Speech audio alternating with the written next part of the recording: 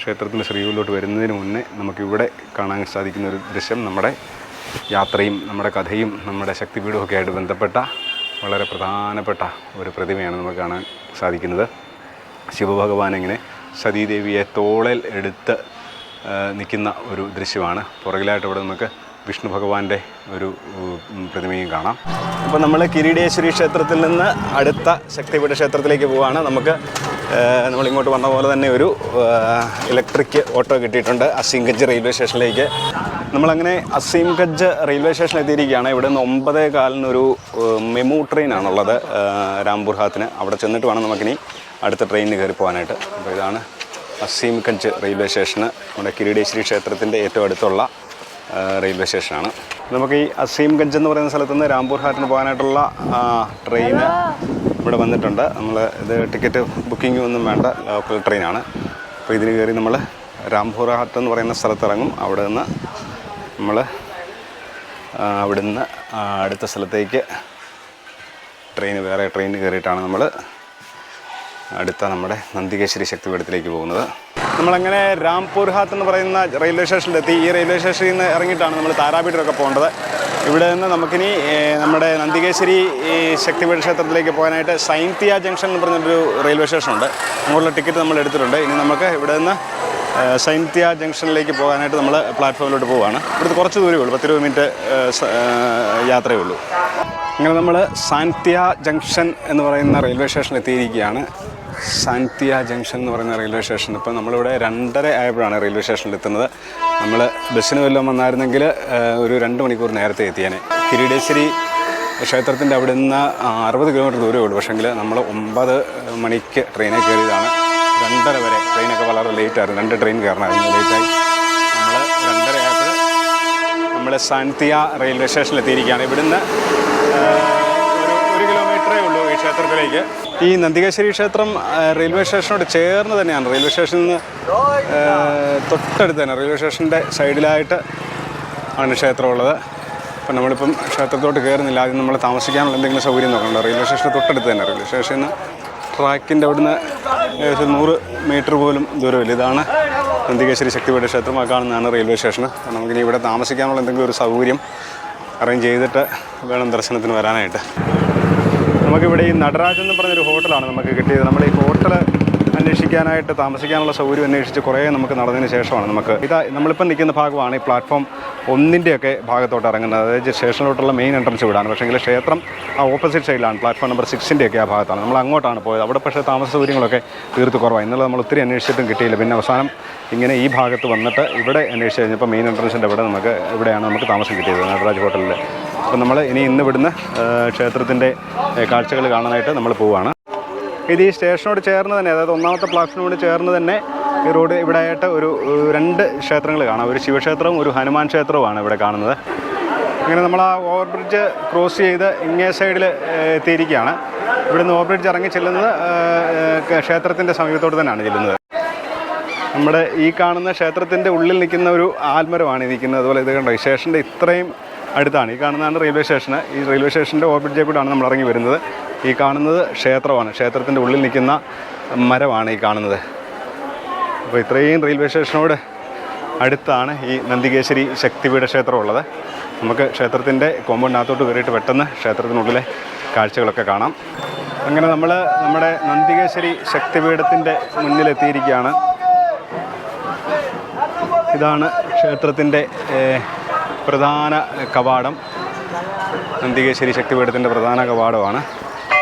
നമുക്ക് ക്ഷേത്രത്തിൻ്റെ ഉള്ളിലേക്ക് കയറാം. ക്ഷേത്രത്തോട്ട് കയറുമ്പോൾ തന്നെ നമ്മുടെ സൈഡിലായിട്ട് നമുക്ക് ചെരുപ്പൊക്കെ സൂക്ഷിക്കാനായിട്ടുള്ള ഒരു സ്ഥലമാണുള്ളത്. നമ്മൾ ക്ഷേത്രത്തിൻ്റെ ഉള്ളിലോട്ട് കയറുമ്പോൾ റെയിൽവേ സ്റ്റേഷൻ്റെ ആവുന്ന ഒരു അന്തരീക്ഷമല്ല, വളരെ ശാന്തമായ ഒരു അന്തരീക്ഷത്തിലോട്ടാണ് നമ്മൾ വരുന്നത്. ഇങ്ങനെ തോലൊക്കെ പോലെ ഇങ്ങനെ പൊട്ടിക്കൊണ്ടിരിക്കുന്നത് കാണാം. നേരെ മുന്നിലായിട്ട് നമ്മൾ കയറി വരുമ്പോൾ തന്നെ കാണുന്നത് നമ്മൾ മുമ്പ് സ്റ്റേഷൻ്റെ അവിടെ നിന്ന് കണ്ട ആൽമരമാണ് ഇവിടെ കാണുന്നത്. ഈ ആൽമരത്തിൻ്റെ നേരെ മുന്നിൽ ഇതുപോലെ ഒരു ബലിപീഠം. നമ്മൾ പല വീഡിയോയിലും പറഞ്ഞിട്ടുണ്ട്, ഈ ബംഗാളിലൊക്കെ പല സ്ഥലങ്ങളിലും പല ദേവീക്ഷേത്രങ്ങളിലും ബലി നടക്കുന്ന സ്ഥലങ്ങളാണ്. ഈ ബലിപീഠത്തിൻ്റെ നേരെ മുന്നിലായിട്ട് ഒരു ഹോമകുണ്ടമാണ്. ഇന്നലെ നമ്മൾ വന്നപ്പോൾ ഇവിടെ ഹോമമൊക്കെ നടന്നുകൊണ്ടിരിക്കുന്നുണ്ടായിരുന്നു. അതുപോലെ തന്നെ വളരെ വലിയൊരു മരമാണ് കാണുന്നത്. ഈ മരമാണ് നമ്മൾ ആ ക്ഷേത്രത്തിൻ്റെ അവിടെ നിന്ന് കണ്ടത്. ഈ മരത്തിൻ്റെ പുറകുവശത്തായിട്ടാണ് ശരിക്കും ക്ഷേത്രമുള്ളത്. ഇവിടുത്തെ പ്രധാന ക്ഷേത്രമുള്ള ശക്തിപീഠം ഇതിൻ്റെ പുറകിലായിട്ടാണുള്ളത്. നമുക്ക് നേരെ ഇങ്ങനെ പ്രദക്ഷിണം ചെയ്തു വരുമ്പം നമ്മളിപ്പോൾ ക്ഷേത്രത്തിലെന്തോ പൂജകളും കാര്യങ്ങളൊക്കെ നടന്നുകൊണ്ടിരിക്കുകയാണ്. അപ്പോൾ ഇതാണ് ക്ഷേത്രത്തിൻ്റെ ശ്രീകോവിൽ. ക്ഷേത്രത്തിൻ്റെ ശ്രീകോവിലോട്ട് വരുന്നതിന് മുന്നേ നമുക്കിവിടെ കാണാൻ സാധിക്കുന്ന ഒരു ദൃശ്യം നമ്മുടെ യാത്രയും നമ്മുടെ കഥയും നമ്മുടെ ശക്തിപീഠവും ഒക്കെ ആയിട്ട് ബന്ധപ്പെട്ട വളരെ പ്രധാനപ്പെട്ട ഒരു പ്രതിമയാണ് നമുക്ക് കാണാൻ സാധിക്കുന്നത്. ശിവഭഗവാൻ ഇങ്ങനെ സതീദേവിയെ തോളൽ എടുത്ത് നിൽക്കുന്ന ഒരു ദൃശ്യമാണ്. പുറകിലായിട്ട് ഇവിടെ നമുക്ക് വിഷ്ണു ഭഗവാന്റെ ഒരു പ്രതിമയും കാണാം. ചില നമ്മൾ ഈ കൺകല്ലാണ് ശരിക്കും ഈ ദശയാഗം നടന്നതെന്ന് പറയുന്നത്. കൺകലിൽ കാണുന്ന ഈ പിക്ചർ ഈ പ്രതിമയ്ക്കകത്ത് ശിവനിങ്ങനെ ദേവിയെ കയ്യിൽ എടുത്ത് പിടിച്ചുകൊണ്ട് നിൽക്കുന്ന രീതിയിലുള്ളൊരു പ്രതിമയാണ് നമ്മളിവിടെ കണ്ടിട്ടുള്ളത്. ഇവിടെ നമുക്ക് ശിവൻ സതീദേവി ഇങ്ങനെ തോളലിട്ടിരിക്കുന്ന രീതിയിലുള്ള ഒരു ചിത്രമാണ് നമുക്ക് കാണുന്ന ഒരു പ്രതിമയാണ് നമുക്ക് കാണുന്നത്. അപ്പം ഇതാണ് നമ്മുടെ ശക്തിപീഠ ക്ഷേത്രം. ഇവിടെ നന്ദികേശ്വരി ശക്തിപീഠം എന്നറിയപ്പെടുന്ന ശക്തിപീഠ ക്ഷേത്രം ഇതാണ്. ഇവിടുത്തെ ദേവി അറിയപ്പെടുന്നത് നന്ദിനി എന്നാണ് അറിയപ്പെടുന്നത്. ഭൈരവൻ അറിയപ്പെടുന്നത് നന്ദികേശ്വരൻ എന്നാണ് അറിയപ്പെടുന്നത്. അപ്പം ഇവിടെ ദേവിയുടെ നെക്ലേസ്, കഴുത്തിലണിയുന്ന നെക്ലേസ് പതിച്ച സ്ഥലമാണെന്നാണ് വിശ്വസിക്കപ്പെടുന്നത്. അതുപോലെ തന്നെ ചില ഗ്രന്ഥങ്ങളിൽ ഇവിടെ ദേവിയുടെ എല്ല്, ഈ കഴുത്തിൻ്റെ എല്ലിൻ്റെ ഭാഗം പതിച്ചതാണെന്നും പറയുന്നുണ്ട്. അപ്പോൾ ഇതാണ് ബംഗാളിലെ ബിർഭൂം ജില്ലയിലുള്ള സൈന്ത്യ എന്ന് പറയുന്ന സ്ഥലത്തുള്ള ശക്തിപീഠ ക്ഷേത്രത്തിൻ്റെ പ്രധാന ശക്തിപീഠ ക്ഷേത്രത്തിൻ്റെ ശ്രീകോവിലിൻ്റെ മുന്നിലാണ് നമ്മൾ നിൽക്കുന്നത്. ഇവിടെ നമുക്ക് കാണാൻ സാധിക്കുന്നത് ദേവിയുടെ വിഗ്രഹമൊന്നുമല്ല, ഈ ഒരു ശിലയാണ് കാണാൻ സാധിക്കുന്നത്. ആ ചുമല നിറത്തിലുള്ള ഒരു ശിലയാണ് കാണുന്നത്. ആ ശിലയിലാണ് അലങ്കാരങ്ങളും കാര്യങ്ങളൊക്കെ നടക്കുന്നത്. ക്ഷേത്രത്തിലേക്ക് കയറുന്ന പ്രധാന ഭാഗം ഇവിടെയാണ്. ആ ശിലയിലായിട്ട് നമുക്ക് 3 കണ്ണ്, ദേവിയുടെ 2 കണ്ണും അതുപോലെ തൃക്കണ്ണും അടയാളപ്പെടുത്തിയിരിക്കുന്നത് നമുക്ക് കാണാൻ സാധിക്കും. ഇത് ഈ ക്ഷേത്രത്തിലോട്ട് ശ്രീകോവിലോട്ട് കയറാനായിട്ടുള്ള വഴിയാണ് ഈ കാണുന്നത്. പക്ഷേങ്കിൽ ക്ഷേത്രത്തിൻ്റെ ദർശനം എന്ന് പറയുന്നത് ഇങ്ങനെ ഈ ഭാഗത്തായിട്ടാണ് ദർശനം വരുന്നത്. ഇവിടെയാണ് ആൾക്കാർ ദർശനത്തിനായിട്ടൊക്കെ നിൽക്കുന്നത്, ഈ ഭാഗത്താണ്. ഇതാണ് ഇത്രയും ചെറിയൊരു ക്ഷേത്രമാണ്, വളരെ ചെറിയൊരു ശ്രീകോവിലാണ്. കണ്ടോ ഈ ആൽമരം കണ്ടോ, നമ്മൾ മുമ്പ് കണ്ട ആ മരം കണ്ടോ എന്തേരം വളർന്ന് പന്തലിച്ച് നിൽക്കുന്നു. നമ്മൾ മുമ്പ് കണ്ട ആലിൻ്റെ പുറകുവശത്തായിട്ട് ആലിനോട് ചേർന്ന് തന്നെയാണെന്ന് പറയാം. ആലിൻ്റെ തറയിലാണ് ശരിക്കും ഈ ക്ഷേത്രം സ്ഥിതി ചെയ്യുന്നത്, ഈ ശക്തിപീഠം സ്ഥിതി ചെയ്യുന്നത്. ക്ഷേത്രത്തിൻ്റെ ഉള്ളിലെ ദൃശ്യമാണ് നമ്മൾ പറഞ്ഞ ആ ശക്തിപീഠത്തിൻ്റെ ശിലയാണ് മുന്നിൽ കാണുന്നത്. ഇവിടെ ദൂരെയായിട്ടിങ്ങനെ ദേവിയുടെ കണ്ണുകൾ കാണാം, 3 കണ്ണുകൾ നമുക്ക് കാണാം. ഇവിടെ ഇങ്ങനെ ഗ്രില്ല് പോലെ ഇട്ട രീതിയിലാണ് ഈ ശ്രീകോവിൽ. ഇങ്ങനെ അടയ്ക്കാനായിട്ടുള്ള വാതിലുകളൊന്നുമില്ല.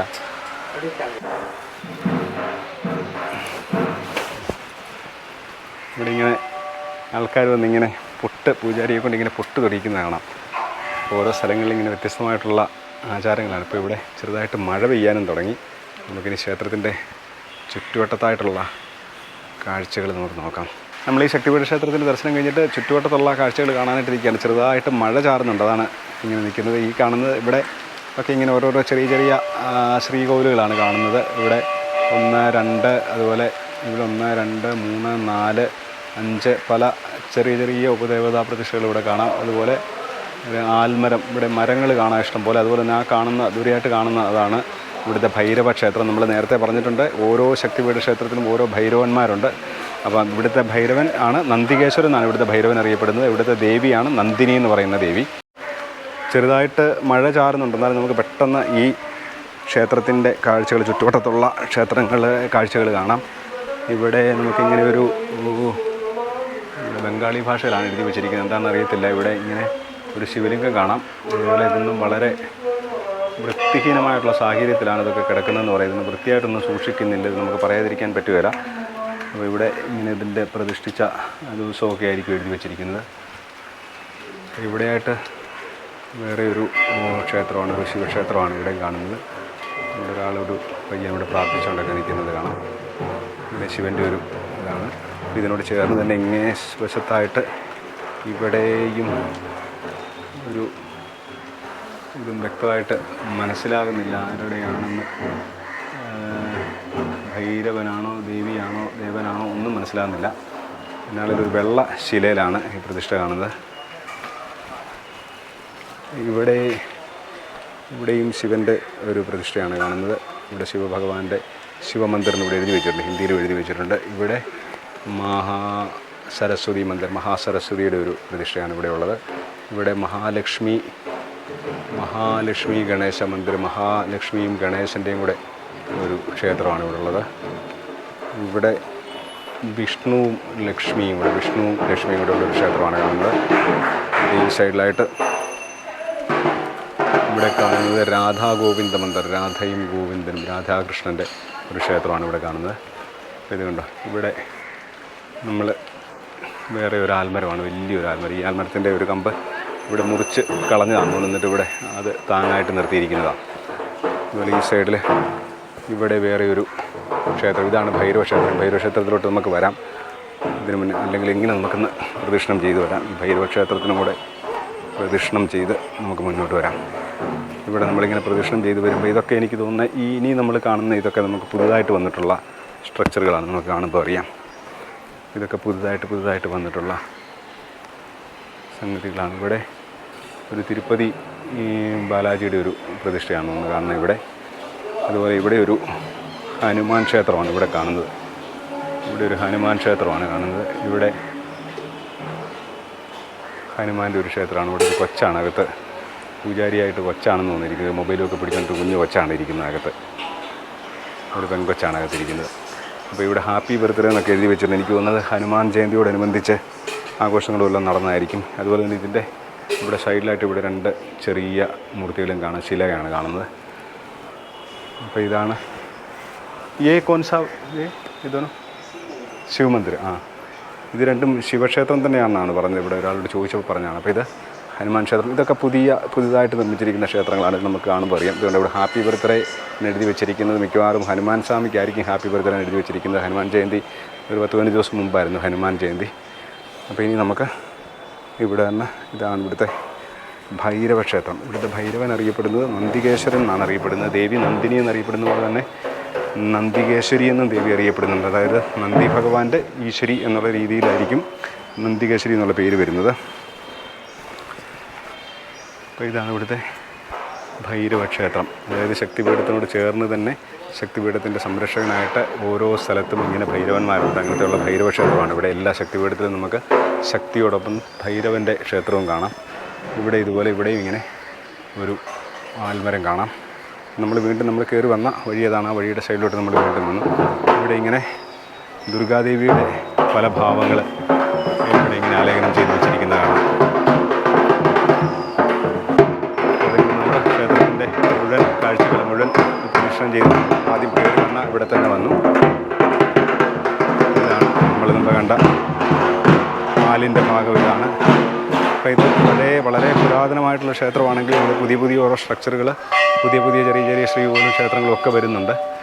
ഇപ്പം ഇതാണ് നമ്മുടെ ശക്തിപീഠ ക്ഷേത്രത്തിൻ്റെ കാഴ്ചകൾ നമ്മൾ ഏകദേശം പൂർത്തിയാക്കിയിരിക്കുകയാണ്. ഇവിടെ നമ്മൾ എപ്പോഴും മനസ്സിലാക്കേണ്ട കാര്യം, നമ്മൾ ഈ ശക്തിപീഠ യാത്ര ചെയ്യുന്നുണ്ടെങ്കിലും ശക്തിപീഠ യാത്രയെക്കുറിച്ച് ശക്തിപീഠത്തിനെക്കുറിച്ച് എല്ലാ കാര്യങ്ങളും ഒന്നും മനസ്സിലാക്കാനായിട്ട് നമുക്ക് പറ്റുന്നില്ല എന്ന് പറയുന്നത് നമ്മൾ പല ഗ്രന്ഥങ്ങളും റെഫർ ചെയ്തിട്ടും ഒന്നും ഈ ശക്തിപീഠത്തിനെക്കുറിച്ചിട്ട് പൂർണ്ണമായിട്ട് ഉള്ള കാര്യങ്ങൾ നമുക്കറിയത്തില്ല. ഒന്നാമത് ഒരു പ്രധാനപ്പെട്ട ഒരു കാര്യം എന്ന് പറഞ്ഞാൽ ഓരോ ശക്തിപീഠങ്ങളും സംസ്കൃത അക്ഷരമാലയിലെ ഓരോ അക്ഷരങ്ങളെ പ്രതിനിധീകരിക്കുന്നു എന്ന് കേട്ടിട്ടുണ്ട്. പക്ഷെങ്കിൽ അത് ഏത് അക്ഷരത്തെ പ്രതിനിധീകരിക്കുന്നതാണ് അതൊക്കെ മനസ്സിലാക്കാനായിട്ട് ഇതുവരെ അങ്ങനെ ഒരു ഗ്രന്ഥം നമുക്ക് ഇതുവരെ കിട്ടിയിട്ടില്ല. നമുക്ക് ആധികാരികമായിട്ട് നമുക്ക് പറയണമെങ്കിൽ ഇന്ന ശക്തിപീഠം ഇന്ന അക്ഷരത്തെയാണ് പ്രതിനിധീകരിക്കുന്നതെന്ന് പറയണമെങ്കിൽ അത് നമ്മുടെ ഏതെങ്കിലും ഒരു ഗ്രന്ഥത്തിൽ ആധികാരികമായിട്ട് പറഞ്ഞിരിക്കുന്നത് നമുക്കറിയണം. പക്ഷേ അങ്ങനെ ഒരു ഗ്രന്ഥം നമ്മൾ കാണുന്നില്ല. പലയിടത്തും ഇങ്ങനെ പറഞ്ഞിരിക്കുന്നത് കേൾക്കുന്നുണ്ട്. പക്ഷേ അങ്ങനെ അതുപോലെ ശക്തിപീഠത്തിലെ ഏത് ഭാഗങ്ങളാണ് വീണത് എന്നുള്ളതിനെക്കുറിച്ചിട്ടൊക്കെ പല ഗ്രന്ഥങ്ങളിലും പല രീതിയിലും പറയുന്നുണ്ട്. പക്ഷേ ചിലപ്പം നമ്മൾ ധരിച്ചു വരുന്ന ആ ഒരു ബോഡി പാർട്ട് ആയിരിക്കുകയല്ല ഒരു പർട്ടിക്കുലർ സ്ഥലത്ത് ആ ലോക്കലായിട്ടുള്ള ജനങ്ങൾ അങ്ങനെ ആയിരിക്കുകയല്ല വിശ്വസിക്കുന്നത്. അവിടുത്തെ പൂജാരിയൊക്കെ പറയുന്നത് വേറെ ഇതായിരിക്കും. അങ്ങനെയൊക്കെയുള്ള കൺഫ്യൂഷൻസും അങ്ങനെയുള്ള ആശയക്കുഴപ്പങ്ങളും ഒക്കെ ഉണ്ടെങ്കിലും ഈ നമ്മൾ മനസ്സിലാക്കേണ്ടത് ഇതിനകത്ത് ഏറ്റവും പ്രധാനപ്പെട്ട കാര്യം ശക്തിപീഠത്തിൻ്റെ ഒരു പ്രാധാന്യമാണ്. അവിടെ ഏത് ബോഡി പാർട്ടാണ് വീണത് എന്നുള്ളതിനൊക്കെ ഉപരി ശക്തിപീഠത്തിൻ്റെ പ്രാധാന്യം ആണ് മനസ്സിലാക്കേണ്ടത്. അങ്ങനെ നമ്മുടെ ബംഗാളിലെ ശക്തിപീഠ പര്യടനം തുടരുകയാണ്. അപ്പം വീഡിയോ ഇഷ്ടപ്പെട്ടെങ്കിൽ എല്ലാവരും വീഡിയോ ലൈക്ക് ചെയ്യുക. വീഡിയോ ആദ്യമായിട്ടാണ് നമ്മുടെ ചാനൽ കാണുന്നതെങ്കിൽ ദയവായിട്ട് ചാനൽ സബ്സ്ക്രൈബ് ചെയ്ത് എന്നെ സപ്പോർട്ട് ചെയ്യുക. നിങ്ങളുടെ അഭിപ്രായങ്ങളും നിർദ്ദേശങ്ങളൊക്കെ കമൻറ്റായിട്ട് രേഖപ്പെടുത്തുക. അങ്ങനെ എല്ലാവർക്കും നമസ്കാരം.